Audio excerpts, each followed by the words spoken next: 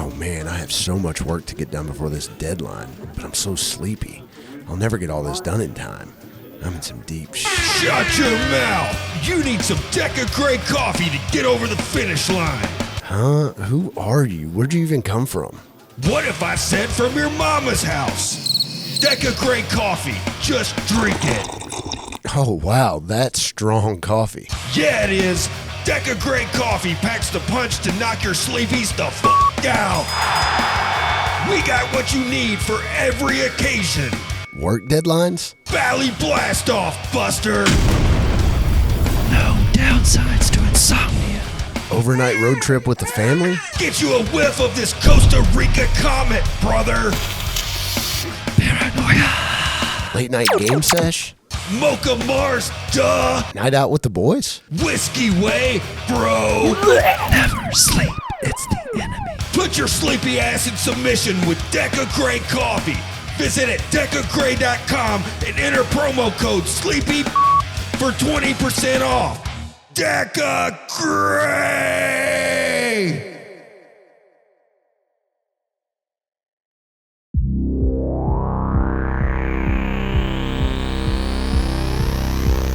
Bucky's Basement. It was like you recorded it. Been wanting to do that forever. Bucky's Basement.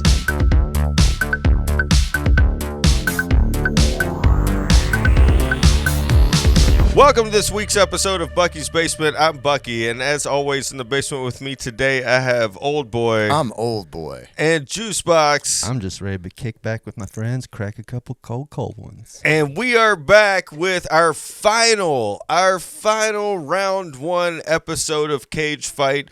We have fought through this. We've gone through the Castro Troy bracket, the Cameron Pro bracket. We've gone through Cameron this Pro bracket. Cameron Poe bracket, the Sailor bracket, and now we are finally into the Little Junior Brown bracket. Excited for this because these are our final three fights of round one. Then we're going to get on to round two and keep this March Madness rolling for you guys. We've got some serious fights today, three of them for you. We're excited to bring those to you. Fight number one this week is Zandalee, 1991 Zandalee's Johnny Collins versus 2000's Gone in 60 Seconds Memphis Raines. This is the perfect matchup for you guys. Like you, yeah. Boy, you could have not have stand more for Johnny Collins or whatever the fuck his right. name is. This whole entire podcast. You're right. So you better do it proud. We've also been excited to bring Memphis Raines back into this mix because it's this round one has taken a while, and we finally are back into Gone in 60 Seconds' incredible car thief. Anyway, fight number two this week is a couple of actors that you might not have seen or heard of. We're talking 1990s Firebirds' Jake Preston versus 1993's Deadfall Eddie. Yeah, not sure he has a last name. Or if it's, I don't if think it's he ever has a last established. name. I think couldn't it's just find it. Eddie. Yeah. Dude, it is wild to think that Firebirds and Wild at Heart came out in the same year. Right? Right. Dude, those could not be two more wildly different movies. No, and Firebirds is incredible and deserved a lot more attention than it actually got. I think that might be a mixed review on that. That's a Bucky opinion alone. Up third this week, we have our final fight for you. This is a big one. This is massive. We're talking 1986's Peggy Sue Got Married's Charlie Bodell versus 1987 Raising Arizona's H.I. McDunnah. Excited for this to round out the episode this week. And we've been bringing this Cage Fight series to you. It's where we pin two Nick Cage characters and we fight to the death. We do have rules. We have a whole tournament bracket. We're finally down to the final section of round number one, and this is how we get kicked off. We're going to let Juicebox tell you how this whole thing works.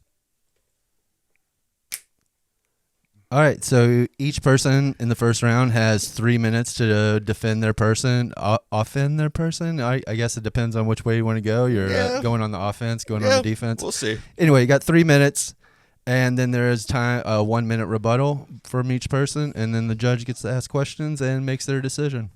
Yeah. Pretty tight. I'm going to offend my person. That's how it works. So what we do is we're going to throw a good old-fashioned rock, paper, scissors at your screen between Old Boy and I, because I have drawn 2000's Gone in 60 Seconds Memphis Raines. Old Boy is representing this week in fight number 1, 1991 Zandalee's Johnny Collins. So let's figure out who makes the decision on who goes first by throwing rock, paper, scissors on 3, 2, 1, rock, paper, scissors, shoot. I keep throwing these scissors and You know what? You losing. go first. This week, I am representing Memphis Raines. He is the star character in 2000's blockbuster summer movie, Gone in 60 Seconds. Memphis Raines is a former car thief, right? At the end of this movie, he is a murderer. Memphis Raines actually murders someone, and I'm coming with the pops off the bat because I don't even need to downplay or backtrack this. It's unreal how much of an advantage Memphis Raines would have over Johnny Collins. The reason I say this is because he has an Ocean's 11 style crew to call up and help him out if he gets in any kind of a bind, right?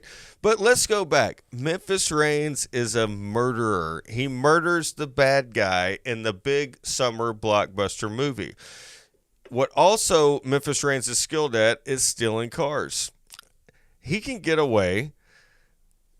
Also, he looks like he's in peak physical condition. I mean, this is like peak Nick Cage here. I'm talking, let's pass Con Air, let's pass Face Off, let's pass all the high school movies. This is like Memphis Raines with a leather coat on, and underneath, he is just chiseled as a rock. He is a renowned leader of a car thief gang. He doesn't just steal cars, he leads these 11 other people into what they need to do. He is smart. I'm sure he's caused a few deaths by his driving. Cops chasing, cars crashing because they couldn't keep up, right? We even saw in Gone in 60 Seconds, there were a couple of cops that ran into some CO2 tanks or explosions because they weren't as smart as Memphis Raines. So if you get caught in a car behind him, he is going to make you die. He has control. He has vision, he has determination, and I like to call this the CVD effect. He is a reformed adrenaline addict who has the poise, but don't let that fool you. He does not care for the police at all. He is also extremely talented at covering things up, like we saw in 2000's Gone in 60 Seconds. If he wants to hide something from me, if he has a plan, he is going to ensure that plan never comes to light. And you will never know what hit you when this murdering car thief, who is all about his family and will do anything possible to defend his family, comes after the weak-ass Johnny Collins from 1991 Zandalee. Old Boy, you ready? Yeah, go for it.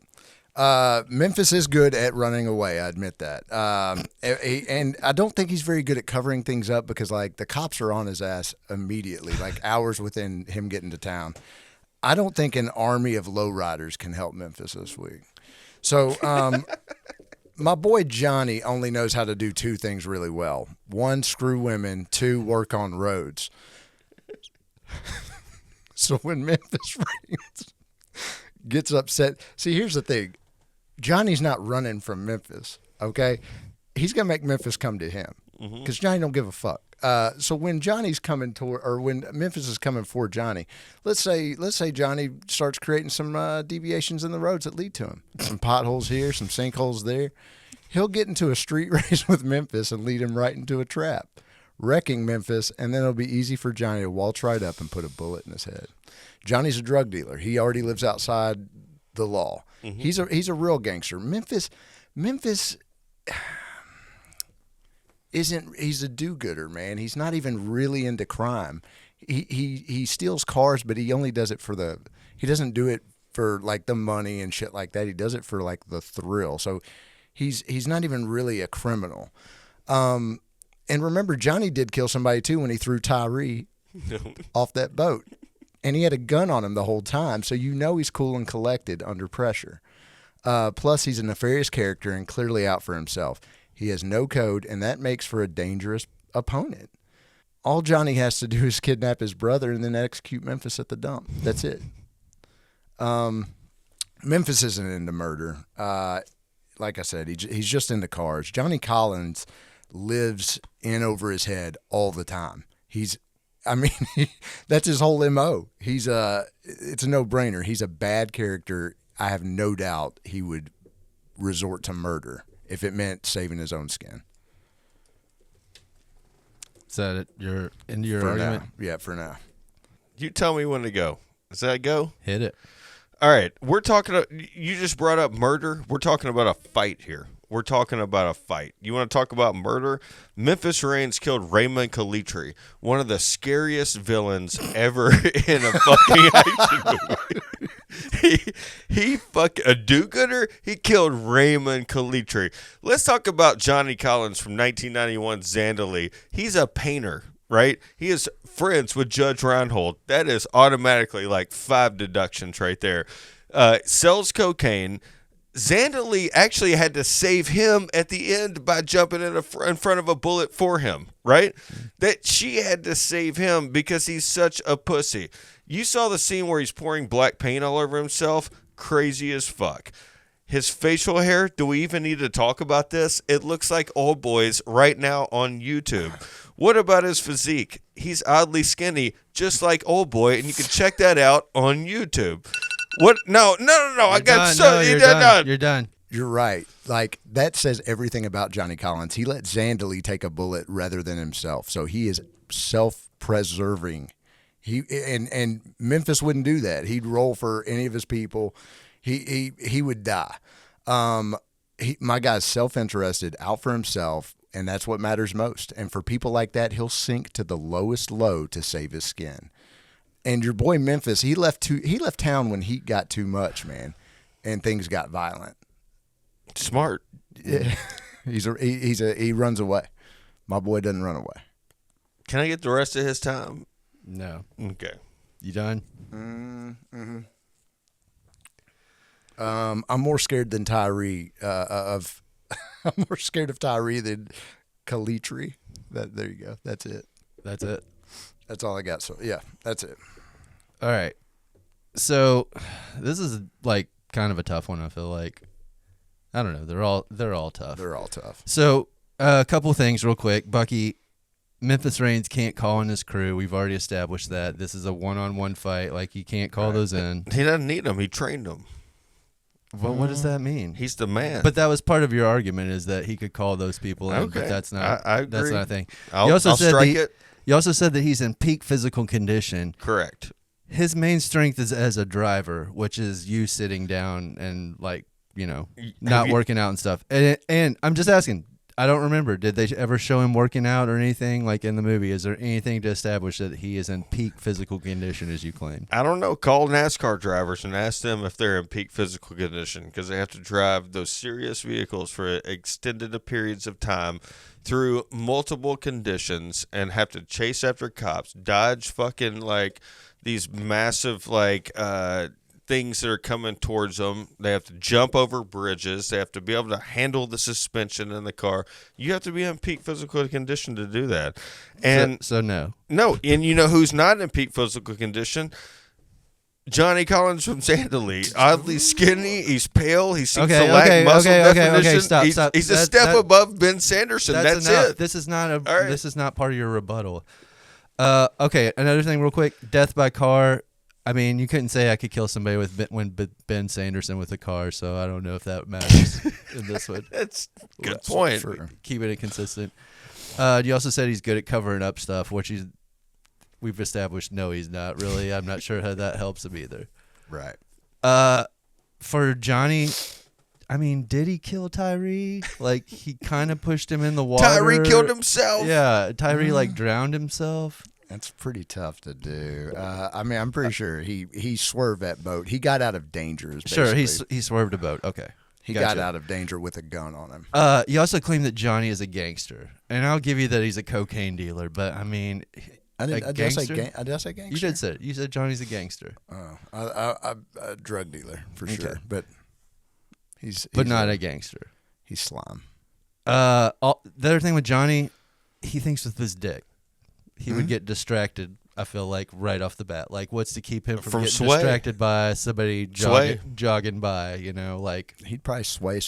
No, I'm just saying Memphis would give sway out to Johnny Collins and he'd be distracted. Done. I think Zandalee All right, was... can't bring him in. Zandalee was flavor of the week, dude. He doesn't give a shit. He's going to move on. All right, I'm going to have to go... Fuck. I'm going to go Johnny Collins. Whoa! Yeah. What the fuck? That's an upset. That's a massive upset. Memphis Raines was... He's the wild card. He fucking dumped a bucket of black paint on his face and went crazy. Like, he is... I don't know. I feel like you don't know what he's capable of. A 6 seed just but beat a 3 seed. But you know that Memphis Raines has, like, more morals than Johnny does. Yep. He already tried to get out of the game. He's not going to come back. I don't know. He fucking murdered the bad guy at the end. He didn't point blank him. murdered Raymond Kalintri with a goddamn gunshot to the head. Your boy... I thought he dropped him off the building. Whatever. Your boy two different things. Is blaming, like... Judge Reinhold killed himself because of his, like, passion. And he was so depressed and, like, that... God damn it. I wanted to say... My final argument was, like, Zandalee is it's such a garbage movie. This is like the beginning of the end for Cage. Gone in 60 Seconds got a bad rating from all of us. I know. I think these were the only two movies that got, like, the lowest rating from all of us. Zandalee off the road. Old boy was really into Zandalee. No, I get it. But I said this is the beginning of the end for Cage. He might bounce back for a minute through the 90s, but this is like foreshadowing on how bad his movies can be. Zandalee. It's so bad. You mean Time to Kill? No, Time to Kill was great. Or half the movies you like are bad. I'm going to say that Zandalee was better than Time to Kill. Disagree. I feel like that's a no-brainer. Yep. That's okay. I'm just salty because Johnny Collins won fight 1. Yeah, I'm sorry. It's I okay. I feel like a coked up black paint dumped on his head. Johnny Collins is going ape shit on somebody and killing somebody. All right. Well, now can I take this off? Yeah. You can take it off. All right. Now we're on to fight 2, which is 1990s Firebirds, which I guarantee you none of you have ever seen unless you like. Could not get what was it? Top Gun in the rental store, or you're following along the podcast, or you're following along the podcast, and you've actually reached out and looked at 1990s Firebirds. There is a character named Jake Preston, which Nick Cage plays the lead, versus 1993 Deadfall's Eddie. And this is Juicebox squaring off against Old Boy, and this week, I guess. I'm the judge, and I am excited about this. This is Old Boy taking on Jake Preston, Juicebox taking on Eddie. The way we get this kicked off is a good old-fashioned rock, paper, scissors. They're going to throw them at your screens right now on YouTube. Ready? You call it. All right, ready, go. All right. And Old Boy wins with rock. He's throwing rocks all the time. I'm gonna go second. You can go first. Okay. I'm ready when you are. Eddie is an eccentric. Like, I get it right off the bat. Like, he is a crazy fucking character, crazy person. Like, you're not taking him seriously. But there's a reason he's a number 2 in this West Coast crime syndicate. He has no moral quandary when it comes to killing a man. He's also mentally unhinged. He can't control his anger, and he's liable to shoot Jake Preston before the fight even begins. In Deadfall, he pulls a gun on Joe and aims it at him warning, like right off the bat, cocks it. He has to be told to put it away. He's also uncharacteristically, that's tough to say, strong. He knocks a dude out in the club, then kills a hitman after the hitman has a wire around his neck and starts choking him. He jams a knife in his leg, slams the dude's head in the car, then slits his throat. He's got the element of surprise because you look at him and you're like, who the hell is this guy? And then in that small amount of time, Eddie's pulled a knife or a gun and taken you out. All right, now we have 1990s Firebirds Jake Preston, one of my favorite characters. I know. And I'm not trying Did to you be type biased that here shit as a out on an judge. old timey typewriter? I typed it when I was out of town. I didn't have my book, so old typing. And then I printed on my printer, and I'm out of ink. So Ready? go. Jake Preston commands an American twin turbo shaft attack helicopter with a tailwheel type landing gear and a tandem cockpit. Nose-mounted sensors help acquire targets and provide night vision. It carries a 30mm M230 chain gun under its forward fuselage and 4 hardpoints on stub-wing pylons for armament and stores, typically AGM-114 Hellfire missiles and Hydra 70 rocket pods. Redundant systems help it survive combat damage. The AH-64 is powered by 2 General Electric T700 turboshaft engines with high-mounted exhaust on either side of the fuselage. It's also designed to sustain a hit from 23mm rounds. The airframe includes a 2,500 pound of protection and has a self-sealing fuel system to protect against ballistic projectiles. I could go on. And this is all at his disposal. He's a no-nonsense combat veteran of a highly powered aircraft of the military. He's also military trained. He's not going to get in a fight with a 2-bit drug dealer. He's trained to take out drug dealers. So when they put out a little fake cocaine grift, he's not falling for it. He's going to be with the DEA to just take him out. Eddie, oh God. Let me just talk about Eddie. I tried to look up Eddie. I tried to do a little research on Eddie, and I couldn't find a lot on Eddie. I tried to look up the plot. He's a mysterious cat. He's super mysterious because he's not even mentioned in the plots that I looked up. Eddie isn't even the main bad guy. He's a side bitch. He loses a fight and his life to a weak good guy. He's also a cuck. He's not even fucking Diane. Charlie Sheen was a better bad guy than Eddie. He's a cartoon character and not a serious threat. Reckless drug addict versus a disciplined combat veteran with excellent hand-eye coordination. Not even part of the main Operation Grift in the movie he's in. He's negligent. Eddie gets bent all out of shape because he is number 2. He's takes a backseat to the main character, the weak main character. So when Jake Preston, aka I Am the Greatest, enters the scene, Eddie's gonna crumble. He's just a weak 2-bit. That's it. All right, you were about 15 seconds from being done. Oh man, I don't think I've ever finished. Now we have that's what she said. That's what Nice. Now we have a rebuttal, a 1-minute rebuttal. We're going to start with Juicebox since he went first, and we're going to see what his rebuttal is on Jake Preston. I feel like the helicopter doesn't matter because Jake Preston can't aim through his paperclip without wearing a fucking panty and a snorkel on his head. Sure, he's got some military training, but Eddie has been living the street life. There's no rules of engagement when you're a gangster. You shoot first and don't ask questions. Eddie would take Jake out before he could put the panty on his head and try to aim at him. Honestly, your description of the helicopter at the beginning almost put me to sleep. It was just about as boring as the beginning of Firebirds. And Eddie lost the fight in the movie because the movie required it, not because he wasn't tough. Like, that was what they had to do in the movie. And honestly, it was a good thing because he was the best part of the movie. They were probably like, we got to get this guy out because he's chewing up every seed. I'm done. All right. Oh, boy. You got 1 minute to rebut against Eddie. Jake Preston overcomes his eye dominance issue pretty easily. So I think obstacles are easy for him to overcome because he's an achiever. He's a winner. And to become a fighter pilot, it's rigorous. You have to go through extreme training. It's no bullshit. But they don't test your eye dominance.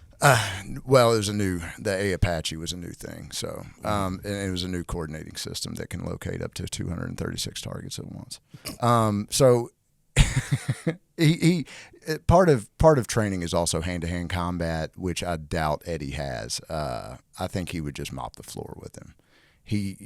Bucky talks about peak physical fitness. He's in the military. He's active. He's going to be a formidable opponent. That's your time. There's no need to. I'm going to start this off a little backwards. God, here we go. So we've heard 2 opening arguments. We've heard 2 rebuttals. So I'm going to start with old boy on the questioning. Along with Juicebox, I didn't understand any of what you said in the beginning. It sounded like a bunch of big words, and that he was big words. Yeah, he. It's a helicopter. It was a time suck. You explained the helicopter. The movie no, I don't need. This is my turn to speak. Your Honor, I'm gonna beat the gavel if you don't stop. What I want to know is, during your entire offense and defense of Jake Preston, why you did not bring up the incredible, impeccable leadership of Tommy Lee Jones. Well, hold on. Number one, you went somewhere with all the description, and the description is meant to tell you that he's also capable of operating a very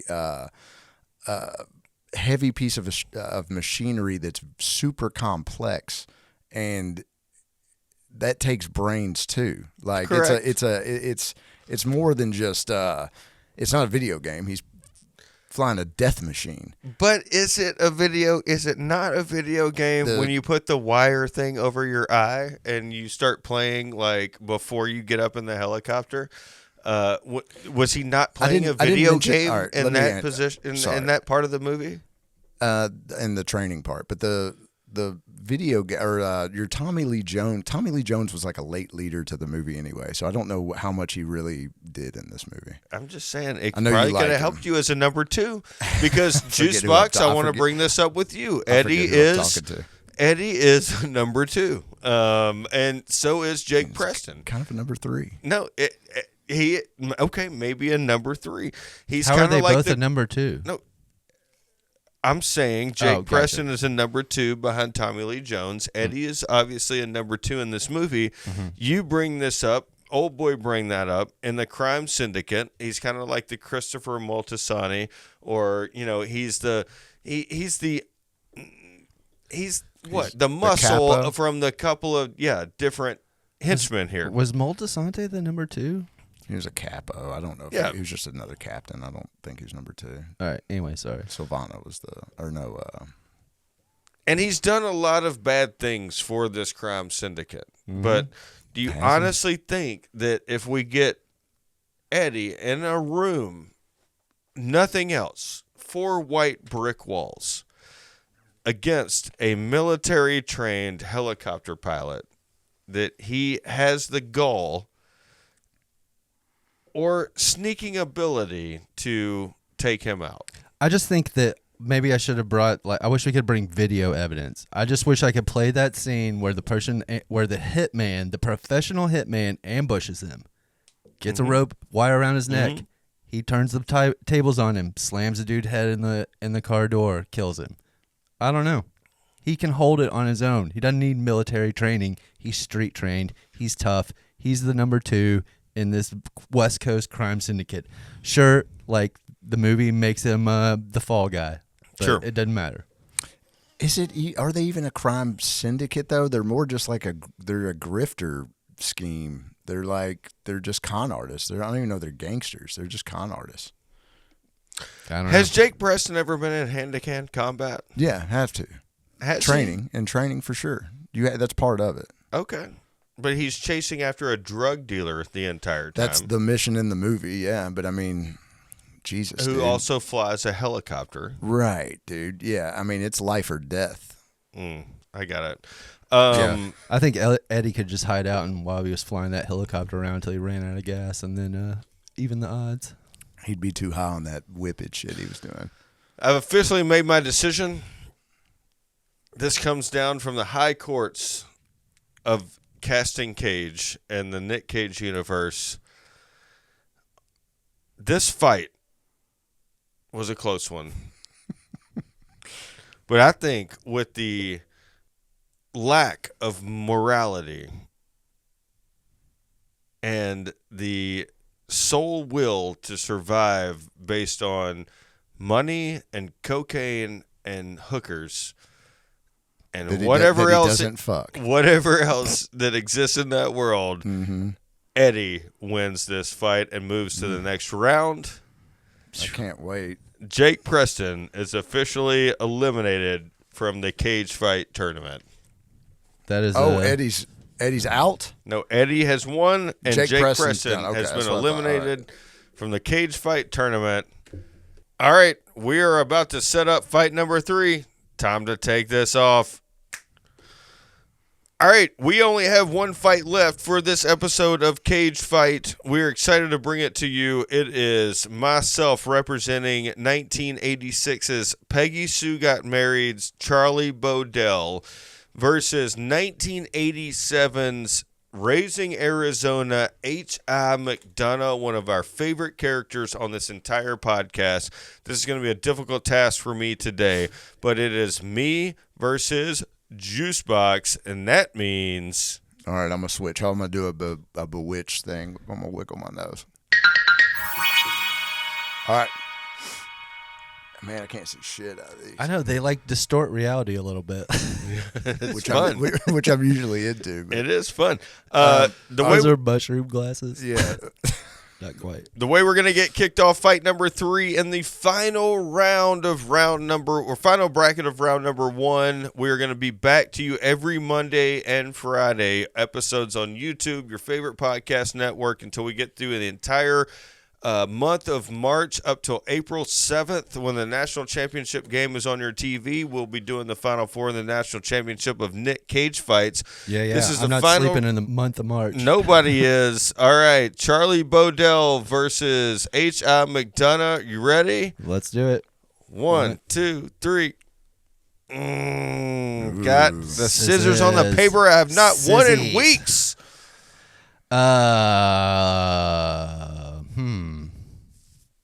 I'll let you go first. It's a weak man's game right there. Who you got, Bucky? I have Charlie Bodell from Peggy Sue Got Married. It's going to be tough. All right, let's be honest. The way I'm going to start this argument is this isn't a fight between Charlie Bodell and H.I. McDunnah. This is a fight between women. This is Holly Hunter versus Kathleen Turner. This is how I'm going to do this because there is no fight. And I'm going to admit it. H.I. McDunnah is one of my favorite characters that has ever existed in a Nick Cage film. He has everything.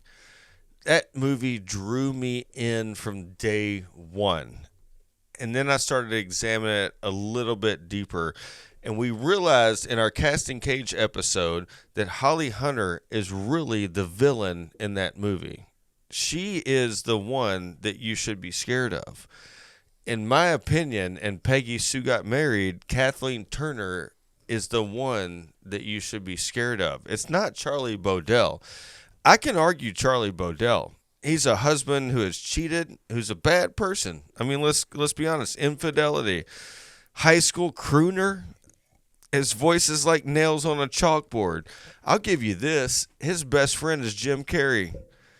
It doesn't hurt having the mask on your side if you're in a fight. And I know we're talking about we can't argue sides. But if I wanted to get into this entire thing, right, it's Holly Hunter versus Kathleen Turner. We've seen Kathleen Turner be gangster in Serial Mom. And it is some shit that she is not afraid of. Now, Holly Hunter, on the other hand, and she'll kidnap.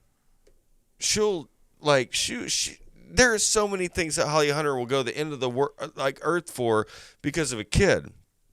If I want to get into H.I., I can get into him. I shouldn't because he's one of my favorite characters of all time. But he's a career convenience store robbery,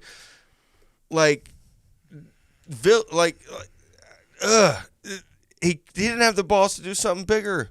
All he did was rob convenience stores. That's nothing. Yeah, he has 2 friends that broke out of prison, but guess what?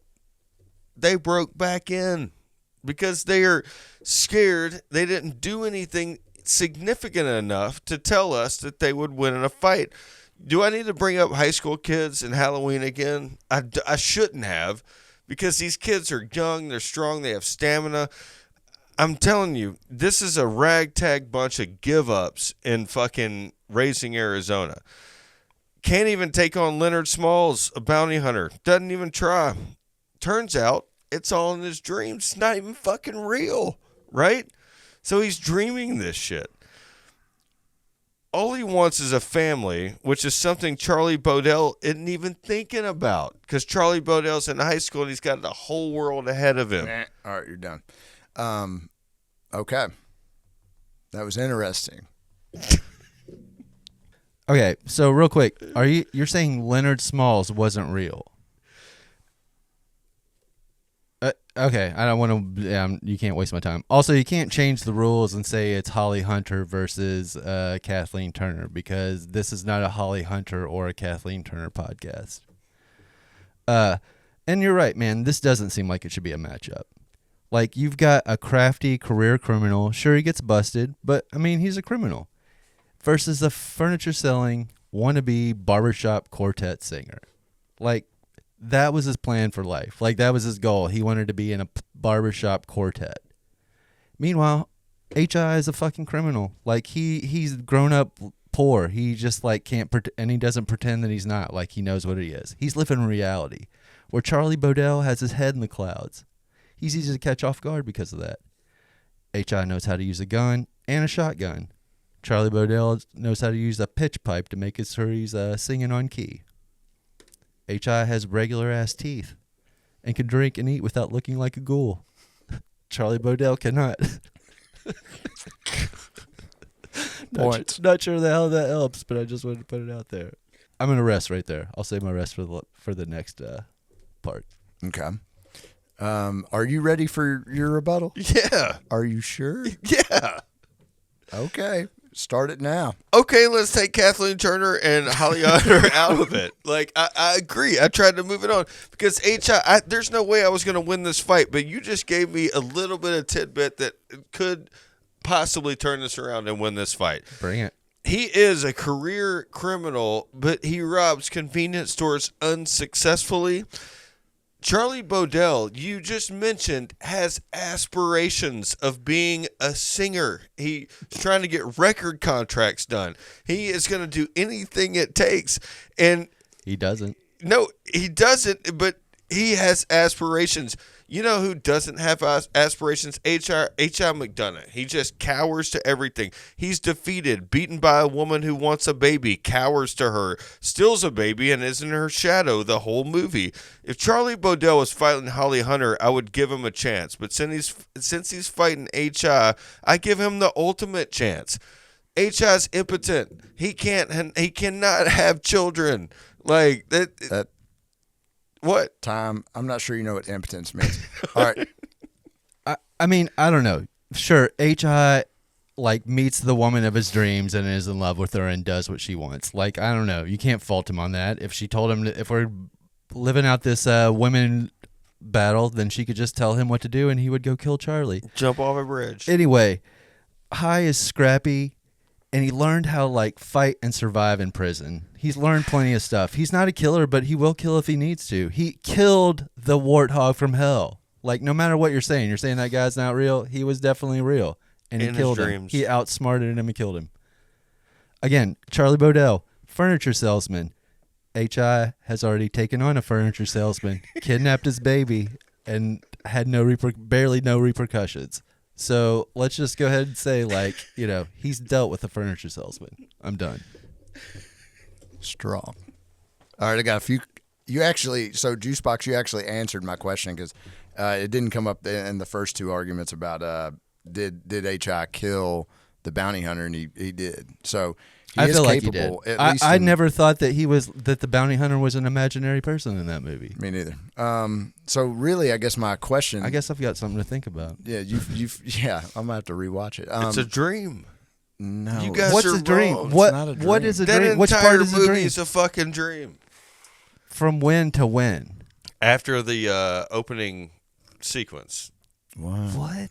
Yeah, think back about up. that. No, Now get ask your outta here. questions, Judge. All right, my first question. He's for, trying to confuse us. He's trying to it's fake all right. news you. It's all right.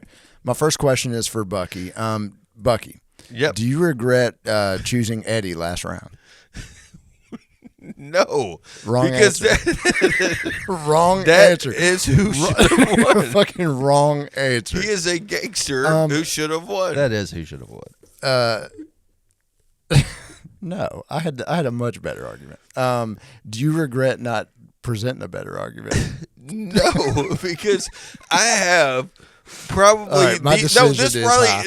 this probably is the worst fight in the entire first round. No, This my- is one of the greatest Nick Cage characters to ever exist versus the very first movie I need a gavel. the No, you're second right. movie we ever Second watched movie. with a fucking crooner like in high school that Yeah, like dude, you got a shit character like we got shit characters. Yeah, it happens. HI man. wins. End of thing. Can I get out of here? I'm up. Wiggle my nose. Done. no. All right. I mean, I'm I back. knew that this was going to be a tough uphill battle. And you lost. It happens. But you still have to argue it, and you have to argue the fact that Agreed. Hey, I had Ben Sanderson. How is Ben Sanderson going to take on anybody? You Right. try to think outside You the get some box. You losers. make your argument. You bones. do what you do. So that's the crazy thing is I never got to read that for my Johnny Collins argument. Was I had another comment that said weak bones, Well, cocaine, Whatever. skinny. Eddie should have had weak bones too. Then. Yeah, I guess that's true. So we officially have created or gone past the entire first round of Cage Fight, which is huge. We have taken It is 28 Nick Cage characters, actually 24 because 4 of them got first round buys. We have taken 24 Nick Cage characters. We have moved them to the second round. We're excited to bring this to you every single Monday and Friday. Up next is, what would that be? Hold on. We'll be back in the Castor Troy bracket. Yeah, no, yeah. Right. Up Friday is the Sweet 16 of the first round of the Sweet 16 in Casting Cage. We're going to do the Castor Troy bracket and the Cameron Poe bracket, which is going to be a special episode. If you've ever seen Face Off, if you've ever seen Con Air, if you've ever seen any of the people who have made it past the first round, that includes Bill If Firpo you've from ever seen Trapped in Bill Paradise. Firpo. Bill Firpo might have the best name. Like I want to say that the most. Bill Firpo. Bill Firpo. Yeah, we've got Vampire's Kiss moving on. Why? You It's know like why. Eddie, dude. Why? Yeah, it's the same. It's like Randy, Eddie, and even Bill Firpo. We got Stanley Goodspeed. He's making it to the second round. He should go far. I Yeah, think Stanley Goodspeed. I hope I get him the whole run. We've got a lot of Nick Cage coming at you. We're excited to do this each and every week. Actually, twice a week, all the way up until the national championship game for March Madness. This is our March Madness. Wherever you're listening to us, please like, rate, subscribe, tell your friends, watch on YouTube, go to buckysbasement.com, and if all that fails, each and every Monday and Friday, we want you to get out to them grocery stores, them fucking gyms you go to, your work, your fucking anybody. Roll down your window when you're in traffic and yell out, Tell your mom and them. Cage fight, cage fight. Come on. Cage fight, cage fight. Come on. Cage fight, cage fight. Come on. Cage fight, cage fight. I'm the best.